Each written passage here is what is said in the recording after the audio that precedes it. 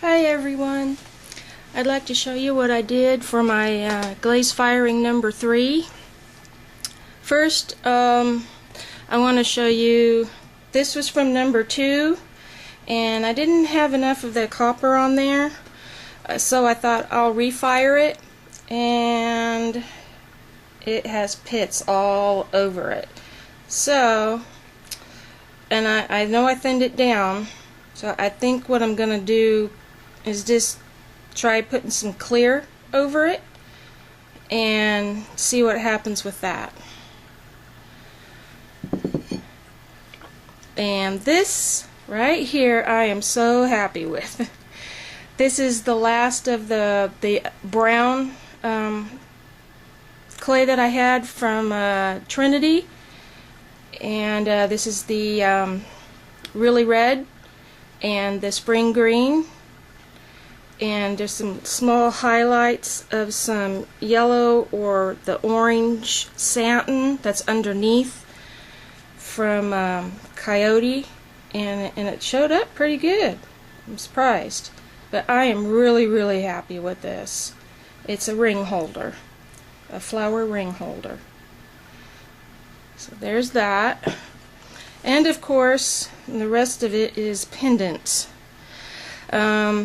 On the number 2 firing, I showed you this one, and this was with the brown clay, and it had the pits all over it, but this combo here turned out so pretty. I tried it again, and all of this right here is done with some standard, it's a cone 6 porcelain. I don't remember, I think it's 213. So this is porcelain, and I think that actually is the key to this combo working out. There's one tiny little hole right there, itty bitty. What it is the almost teal, the cone 6 from Coyote, almost teal, that I put in the squiggly, and I wish I had put more in there. And then I did a one good coat on both sides, well, this is almost teal also, of, this time I'm not positive if I used the ocean spray or if I used the oyster shell, but it still got that pretty blue. It ran, and I want to show you the what it is. This is the oyster shell, and it's a low fire. It's semi-opaque, and it says for cone 6 it'll turn a variegated light blue-green. Well, it doesn't, not on either color, because that's what this beige color is.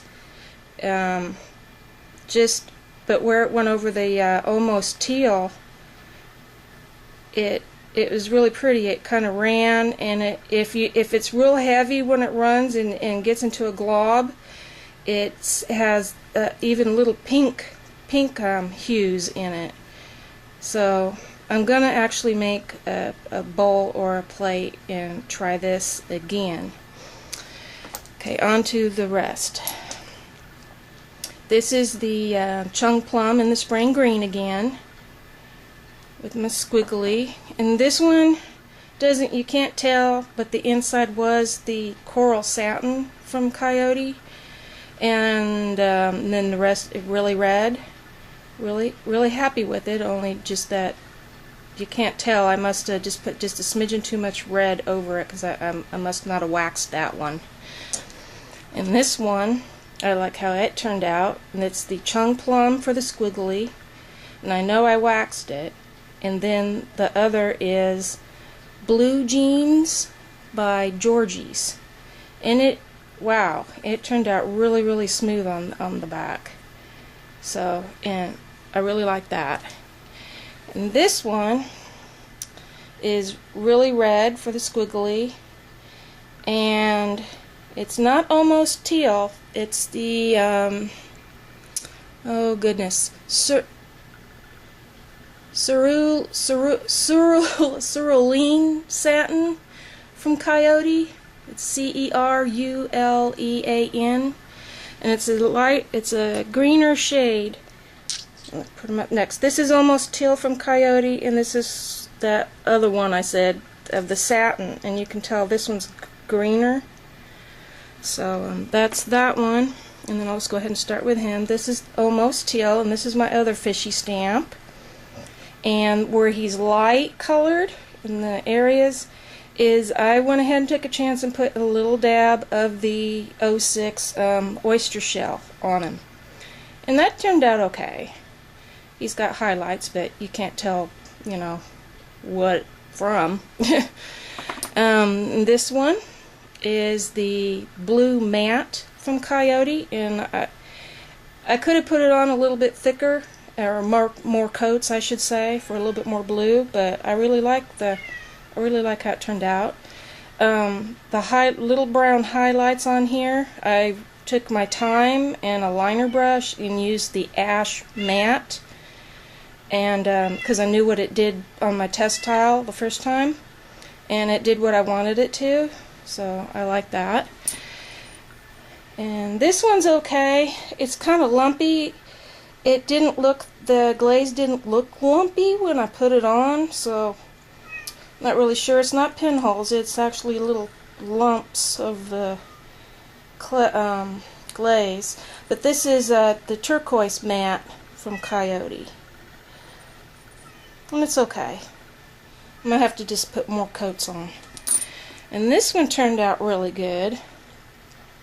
This one is Lapis, Coyote Lapis, and I took a chance on it, and then I used Orchid Satin from Coyote, mixed it with some of my Mako Clear, and so it would be more transparent, and I really like it. I globbed it on as much as I could in between the fins, and just slightly highlighted it. That's what the lighter spots are on the fish, and he turned out really pretty, I think, anyway.